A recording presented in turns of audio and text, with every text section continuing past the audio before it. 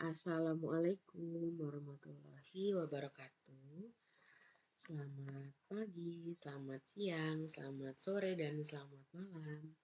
Selamat bergabung di mata kuliah pengantar psikologi desain.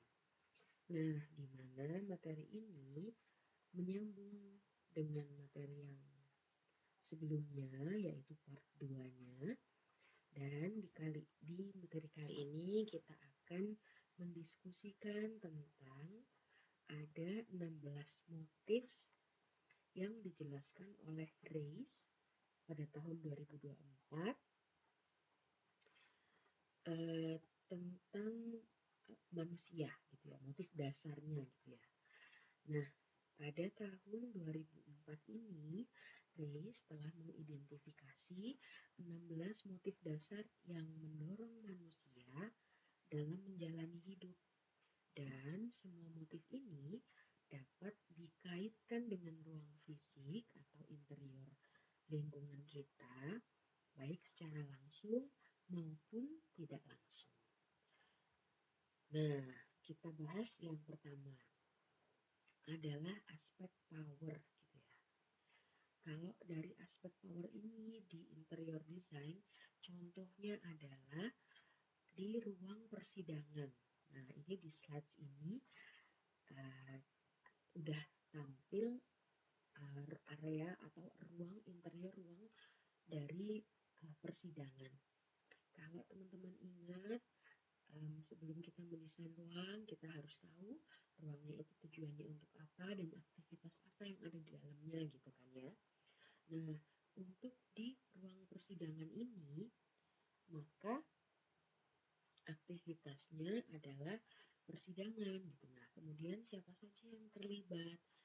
Tentu saja ada hakim, kemudian ada pengacara, kemudian ada terdakwa, ada saksi, dan ada lainnya gitu ya. Nah, kalau kita amati lagi, di bagian kursi hakim, itu desainnya itu memiliki desain yang berbeda dengan kursi tersangka misalnya, atau kursi-kursi yang lain. Jadi kursi hakim itu biasanya punya ketinggian yang lebih tinggi di area sandaran dibandingkan dengan yang lainnya. Nah, perbedaan ketinggian sandaran kursi ini tujuannya untuk memberikan kesan hakimnya itu yang punya power gitu ya. Jadi kursinya itu berbeda gitu. Tentu saja kalau dibandingkan dengan kursi-kursi lain. Begitu pula dengan pilar-pilar yang ada di bagian backgroundnya gitu ya, atau bagian latar belakangnya hakim dan beberapa majelis yang duduk di area tersebut. Hal ini menunjukkan bahwa para hakim duduk di meja tinggi di atas panggung yang ditinggikan. Jadi kita harus menatap ke atas untuk melihat mereka, dan ketika kita melihat sesuatu dari bawah, yaitu dari sudut pandangnya hakim, maka hakimmu itu cenderung merasakan rasa hormat terhadapnya, seperti itu. Jadi memang dibuat demikian desainnya. Ini adalah salah satu contoh interior design yang didesain dengan bernafaskan motif dasar, yaitu power ini atau kekuatan itu tadi gitu. Contoh berikutnya adalah terkait dengan curiosity.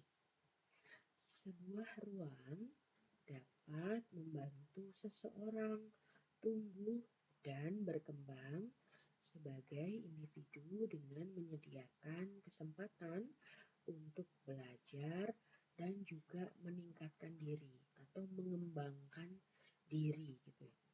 Ruangan yang kedap suara misalnya membuat belajar alat musik lebih nyaman bagi orang di sekitarnya, sehingga memungkinkan sesi latihan yang lebih lama. Jadi rasa penasaran terhadap uh, alat musik itu tadi bisa tertuang dengan nyaman, dengan leluasa gitu, sehingga dapat mengembangkan potensi diri untuk mempelajari alat musik gitu. Ruang yang tenang di mana seseorang dapat berkonsentrasi itu memungkinkan pembelajaran bahasa asing lebih fokus daripada yang tidak seperti itu.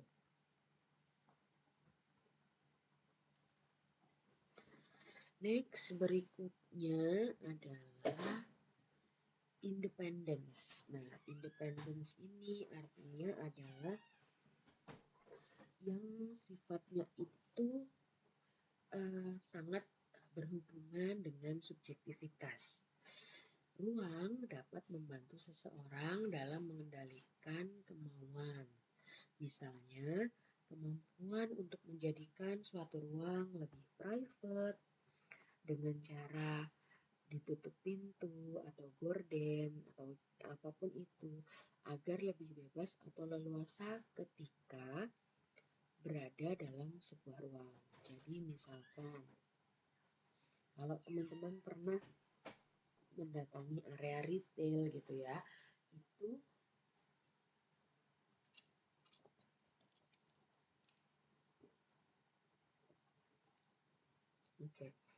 area retail yang menjual pakaian gitu, itu pasti ada area fitting room. Dan kemudian area fitting room itu cenderung punya batasan yang bisa mewadahi atau mendukung kebutuhan privasi dari pengguna ruang yang ada di fitting room. Begitu halnya dengan ruang-ruang lain. Kalau dalam contoh ini, nah ini ada yang lebih unik. Jadi, independence atau motif dasar terkait kebebasan itu juga bisa diartikan sebagai ekspresi seorang user terhadap ruangannya. Jadi dia akan memberikan signature yang misalkan kayak dia banget ini. Jadi ruangan itu bebas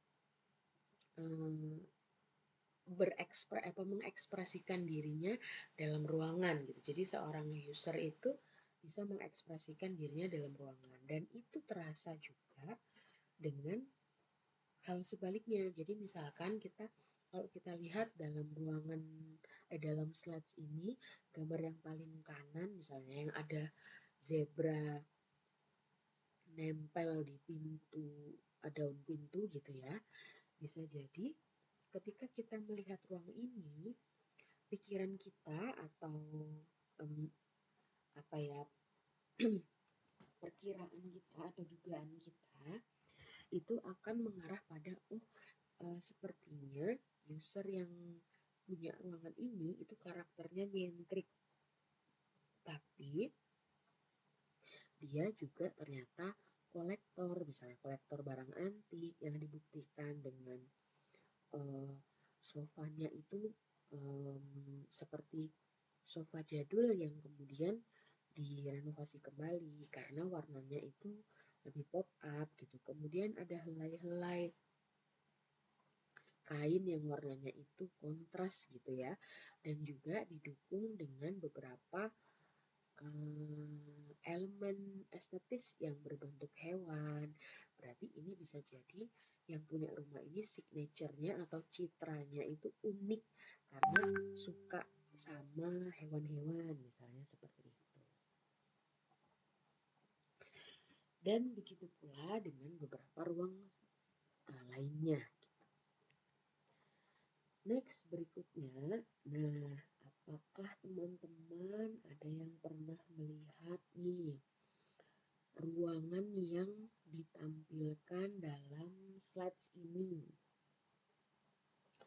Nah, jadi kita akan membahas motif dasar status nih. Sebagai manusia, itu ternyata motif dasar kita itu salah satunya ada status, termasuk juga dengan status sosial gitu ya. Desain suatu ruang, kemudian benda-benda yang ditempatkan di dalamnya, dan juga cara penggunanya dapat mengkomunikasikan status relatif pemiliknya. Manusia adalah makhluk sosial yang secara alami ingin mengetahui siapa pemimpin dalam kelompok mereka. Ini statementnya dari Fisher tahun 2005 gitu ya. Status dapat dikomunikasikan secara verbal seperti melalui jabatan pekerjaan maupun secara nonverbal. Nah, penempatan suatu kelompok dalam sebuah bangunan dapat menunjukkan status kelompok tersebut dan pemimpinnya. Misalnya, Departemen Sumber Daya Manusia yang ditempatkan di ruang bawah tanah tanpa jendela cenderung memiliki status yang lebih rendah dibandingkan dengan departemen lain yang kantornya itu berada di lantai 7, lantai 8 yang lebih tinggi seperti itu. Nah, namun status tidak selalu ditentukan oleh kemampuan untuk memberi perintah kepada orang lain. Seseorang dapat memiliki status yang lebih tinggi ataupun lebih rendah berdasarkan berbagai kriteria seperti keahlian dan juga pencapaian mereka. Desain rumah atau tempat kerja juga dapat mencerminkan status dengan menunjukkan keterampilan dan juga selera pemiliknya gitu ya. Menciptakan ruang yang sangat menarik dapat meningkatkan status seseorang, baik di kalangan pencipta tren atau di kaum anarkis. Tergantung pada bagaimana ruang tersebut dihias dan dipersepsikan. Nah, sudah ketemu belum teman-teman? Ini gambar yang ada di slides ini adalah salah satu view yang ada di rumahnya siapa nih. Coba saya kasih waktu teman-teman buat browsing dulu sambil saya minum dulu gitu ya. Silahkan.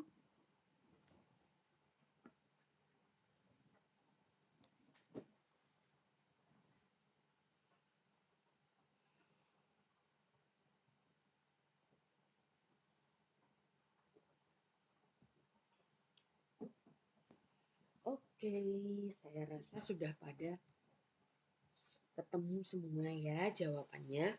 Betul sekali, yang bagian atas itu adalah salah satu view interior rumahnya Atta Halilintar nih.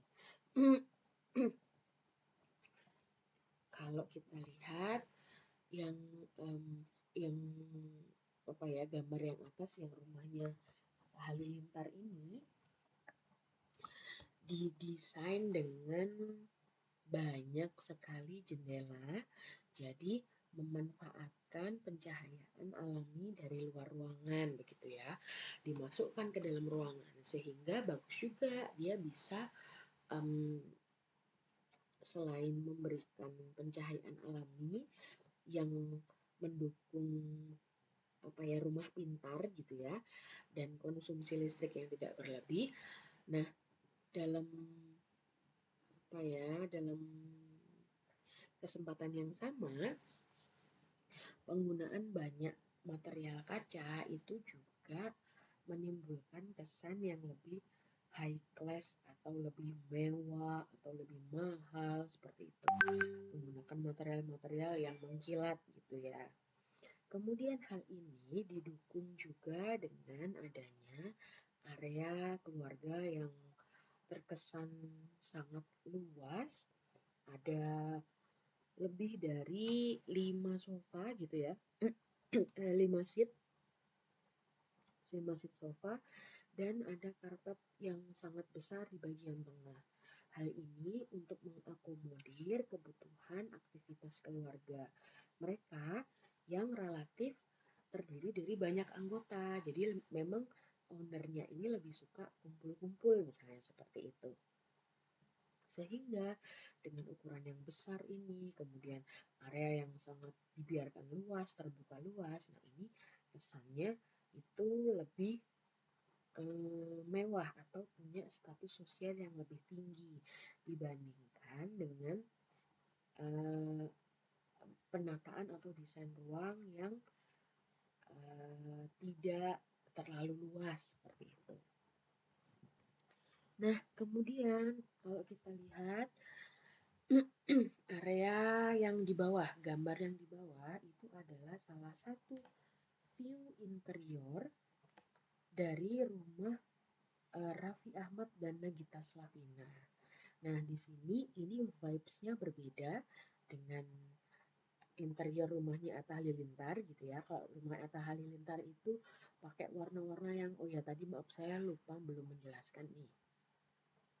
Warna-warnanya cenderung gelap, kemudian maskulin gitu ya kesannya. Nah, tapi berbeda dengan yang gambar yang di bawah. Kalau gambar yang di bawah itu rumah Raffi Ahmad dan Nagita Slavina itu dominan warnanya itu lebih ke broken white, kemudian krem atau sand atau putih gitu. Jadi menggunakan warna-warna yang sangat lembut. Hal ini didukung dengan permainan beberapa ornamen seperti ada penggunaan wall panel atau penggunaan list gitu ya. Kemudian juga ada beberapa variasi warna, misalnya warna coklat di beberapa spot. Nah, kalau sudah ketemu warna coklat dengan banyak sekali warna putih yang tidak melibatkan warna-warna hitam atau gelap, ini berarti um, user atau pengguna rumahnya ini ingin menyampaikan bahwa status sosialku itu seperti ini. Jadi bagus, calm, tetapi juga masih berkesan cozy gitu ya. Nah, kesan status sosial yang lebih tinggi itu bisa dilihat dari penggunaan lampu gantung yang ada di interior. Sepertinya ini area keluarga ya, area keluarga ini gitu. Jadi lampu gantungnya itu seperti apa ya, instalasi seni yang variatif, tidak monoton, dan juga cantik gitu ya secara estetis, dan itu fungsinya untuk pencahayaan seperti itu. Oke, next adalah motif dasar tentang sosial kontak atau kontak sosial. Nah, sama seperti hewan yang perlu mengetahui status relatif anggota kelompoknya, manusia ini sebenarnya juga punya naluri yang sama yang juga perlu berinteraksi dengan manusia lainnya. Nah, bahkan manusia yang paling introvert pun membutuhkan kontak sosial secara teratur. Dengan memiliki privasi, kita dapat mengendalikan kapan dan bagaimana kita berinteraksi dengan orang lain. Interaksi sosial yang tidak dapat dikendalikan sangat buruk bagi manusia. Hal ini dapat menyebabkan ketegangan dan juga kepanikan.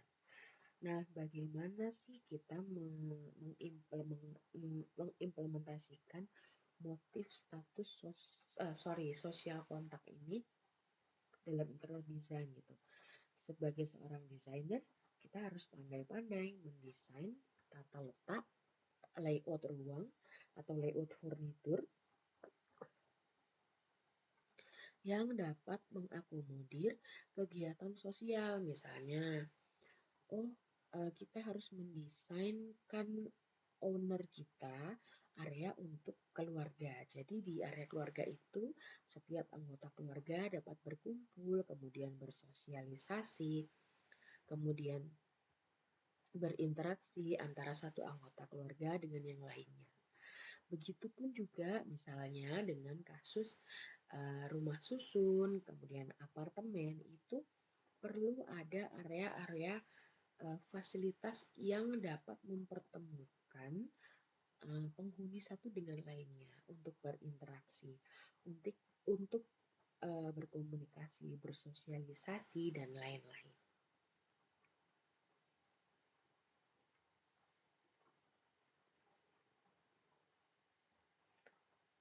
Nah, berikutnya adalah convenience gitu ya. Seseorang dapat menggunakan ruang untuk kejahatan sebagaimana menggunakannya untuk kebaikan. Simbol-simbol milik kelompok lain misalnya dapat dinodai sebagai bentuk balas dendam.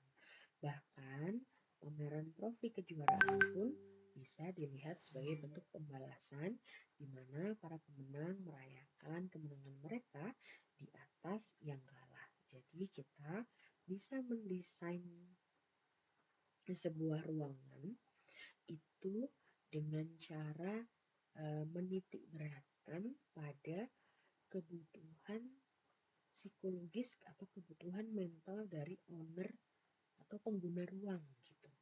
Seperti apa butuhnya disesuaikan, misalkan membutuhkan area untuk supaya ruangan ini tidak menimbulkan celah untuk berbuat hal-hal yang negatif misalnya. Itu silakan diatur misalnya dengan menggunakan vibes atau warna-warna ruang yang lembut sehingga naluri manusia untuk melakukan hal-hal tegas itu lebih tone down atau lebih apa ya, dapat dikendalikan seperti itu. Next, berikutnya adalah honor. Honor di sini bisa diartikan dengan tradisi.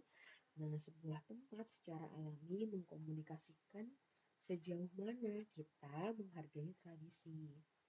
Hampir semua ruang menunjukkan bentuk penghormatan terhadap tradisi, meskipun tingkatnya bervariasi dari satu tempat ke tempat lainnya.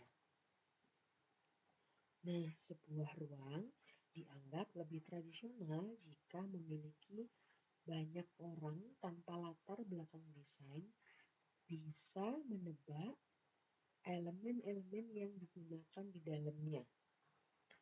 Ruangan yang dirancang secara sangat tradisional sesuai dengan masyarakat tempatnya berada menunjukkan kepatuhan yang lebih kuat terhadap sistem nilai atau norma yang berlaku dibandingkan dengan ruang yang kurang tradisional.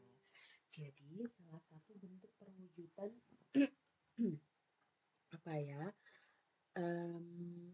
kehormatan kita terhadap tradisi itu adalah dengan cara menghadirkan elemen-elemen yang bersifat melestarikan budaya dalam rancangan kita. Jadi misalkan menggunakan artefak-artefak yang memiliki filosofi baik, kemudian menggunakan ukiran-ukiran gebyok atau menggunakan detail-detail ornamen yang ada di beberapa furnitur zaman dulu, kemudian kita hadirkan lagi ke dalam ruangan-ruangan kita dalam bentuk lain gitu. Atau juga bisa menjadikan seperti semacam cerita pewayangan yang diukir dalam kayu, kemudian hal itu dijadikan sebagai hiasan dinding, jadi lebih sakral kesannya seperti itu. Oke, next adalah idealism atau idealisme gitu ya. Ini adalah prinsip yang dianut seseorang tercermin dalam ruangan yang ditempati oleh orang tersebut. Misalnya, pemilik hunian mungkin menghindari penggunaan sumber daya yang tidak dapat diperbarui, menampilkan patung yang ditutup matanya, atau menggantung bendera kata si Buddha untuk mengkomunikasikan nilai-nilai kepada orang lain. Jadi misalkan idealisme ini berhubungan dengan apa ya? Apa yang sedang orang tersebut concernin di saat itu. Jadi misalkan kalau dilihat di gambar yang tengah ini adalah struktur bangunan yang menggunakan rangka bambu. Nah, kalau tidak salah ini adalah karya yang dihasilkan oleh IAI atau berkolaborasi dengan HDII Pusat begitu ya. Nanti silahkan mohon dikoreksi kalau saya salah spelling atau salah menjelaskan. Nah, ini material yang digunakan itu adalah material alami. Jadi prinsip menggunakan prinsip sustainability dari seorang desainer maupun pengguna ruang gitu, seperti untuk meminimalisir penggunaan bahan-bahan yang tidak terbarui, kemudian meminimalisir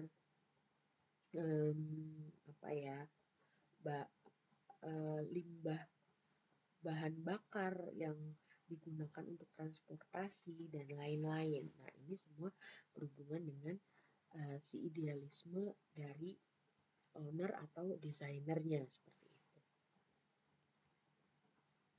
Berikutnya adalah physical exercise. Nah, ini motif dasar manusia memang membutuhkan kegiatan fisik seperti itu. Jadi perancangan ruang dapat didesain dengan memfasilitasi kegiatan olahraga seperti gym atau peralatan olahraga lainnya yang mendukung pengguna ruang untuk berolahraga. Selain itu, cara perencanaan kota merancang suatu area dapat berperan dalam mendorong aktivitas fisik juga gitu. Jadi apakah rancangannya itu ramah pejalan kaki sehingga bisa memfasilitasi aktivitas berjalan kaki oleh orang-orang gitu ya, bagi orang-orang gitu. Atau tidak, atau bagaimana itu bisa diatur seperti itu. Berikutnya adalah romance gitu. Sebuah boudoir atau ruang fisik apapun yang dapat diterima oleh kedua pihak memberikan kesempatan untuk menumbuhkan romansa. Nah, teman-teman, di sini contohnya adalah area kamar tidur. Jadi, kalau kalian masih ingat materi sebelumnya yang membahas tentang Sean yang tidak dapat tidur dengan nyenyak atau tidak dapat tidur dengan rileks karena desain yang ada di kamar tidurnya yang didesain oleh istrinya itu dia anggap terlalu berlebihan gitu ya. Nah, itu sehingga tidak menimbulkan romansa. Berbeda halnya dengan ketika Sam telah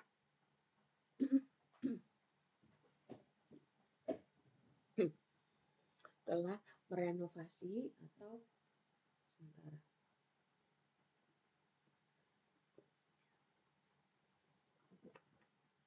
meredesain interior kamarnya. Jadi setelah ditata ulang, kemudian desainnya itu udah disepakati oleh dua belah pihak, baik itu istri maupun suami atau oleh berbagai macam pihak, maka akan timbul romans atau romantisme atau romansa gitu ya.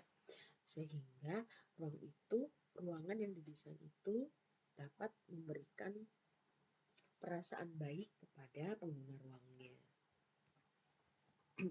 Next, berikutnya adalah family. Nah, kebutuhan motif dasar manusia itu adalah untuk berkumpul dengan keluarganya, sehingga silakan teman-teman membuat rancangan atau konsep desain yang mengedepankan kebutuhan fasilitas untuk aktivitas dengan keluarga gitu. Oke, berikutnya adalah order. Nah, terkait dengan order ini adalah tentang mengorganize gitu ya, adalah tentang menata atau mengatur gitu. Karena setiap manusia itu punya motif dasar atau naluri untuk mengatur gitu ya. Kalau teman-teman tahu ada judul lagu yang um, Everybody Wants to Rule the World gitu ya. Jadi memang setiap orang punya naluri untuk itu, maka dari itu dengan motif tersebut bagaimana desain interior dapat memfasilitasi atau bersinergi dengan adanya motif tersebut itu bisa diimplementasikan dari contoh kecilnya adalah mendesain walk-in closet. Karena walk-in closet itu adalah bagaimana seseorang owner atau seorang pengguna ruang itu menata atau mengatur apapun yang dia punya, kemudian diatur sedemikian rupa sehingga bisa tertata atau bisa teratur dengan baik seperti itu. Nah, berikutnya motif dasar yang tidak kalah pentingnya adalah eating. Nah, eating ini nanti akan ada hubungannya dengan perilaku makan, kemudian nafsu makan, dan lain-lain gitu. Yang dimana hal ini sangat bisa banget dipengaruhi oleh sebuah rancangan desain interior. Jadi karena motif dasar manusia itu adalah salah satunya makan juga atau eating ini tadi. Jadi teman-teman nanti ketika mendesain interior area yang berhubungan dengan aktivitas makan ini, silahkan didesain sesuai dengan kebutuhan. Tema yang dibutuhkan apakah homey atau tema yang dibutuhkan itu untuk meningkatkan nafsu makan atau temanya itu country dan lain-lain, itu tentu saja hal-hal itu didesain sedemikian rupa untuk dapat menunjang kegiatan makan ini tadi. Berikutnya adalah acceptance. Nah, seseorang mengungkapkan keinginan mereka untuk mendapatkan persetujuan dalam ruang dengan mengikuti konvensi sosial dari kelompok yang mereka harapkan dapat menerimanya. Mengikuti tren dalam desain interior, misalnya, menandakan keinginan untuk diterima oleh mereka yang menetapkan dan menghargai tren tersebut. Jadi motif acceptance ini seseorang ingin diterima itu misalnya dengan dia menampilkan yang lagi tren itu di aset-aset pribadinya dia, kemudian ditunjukkan gitu. Jadi misalnya yang lagi ngetren itu desain industrial gitu ya, dia seorang si owner ini akhirnya mendesain rumahnya itu dengan gaya industrial, kemudian retro, kemudian rustic ataupun art deco dan lain-lain. Itu tentu saja untuk diakui, untuk acceptance, untuk dipandang, diakui oleh orang lain gitu misalkan. Seperti itu. Next adalah tranquility. Desain tempat dapat membantu orang mengurangi stres dan juga bisa menimbulkan dan juga stres dan juga ketegangan. Tentu saja ini untuk menimbulkan ketenangan gitu ya. Dalam kondisi terbaik, ruang dapat memberikan peluang untuk pemulihan. Nah, ini berhubungan banget dengan therapeutic space atau healthcare facility yang bisa memberikan dukungan untuk aktivitas pemulihan pengguna ruang. Next adalah saving. Ketika kita menyesuaikan sebuah ruang agar mencerminkan diri kita, hal itu adalah cara kita menunjukkan kepada dunia bahwa kita punya juga loh gitu. Selain itu, tempat atau space atau ruang juga berfungsi sebagai gudang besar di mana benda-benda yang kita anggap berharga itu disimpan. Jadi arahnya lebih ke koleksi, kolektor gitu. Jadi untuk menyimpan gitu. Ini menyimpan ini atau saving ini adalah motif dasar manusia yang dalam mendesain interior itu dapat dihubungkan dengan storage, kemudian tadi mungkin ada kaitannya juga dengan walk-in closet, kemudian banyak hal lainnya. Oke, ini tadi adalah diskusi kita terkait 16 motif dasar yang dimiliki oleh manusia dan tentunya sangat dapat dipengaruhi oleh desain interior lingkungan di sekitarnya. Semoga materi ini bermanfaat buat teman-teman dan terima kasih. Wassalamualaikum warahmatullahi wabarakatuh.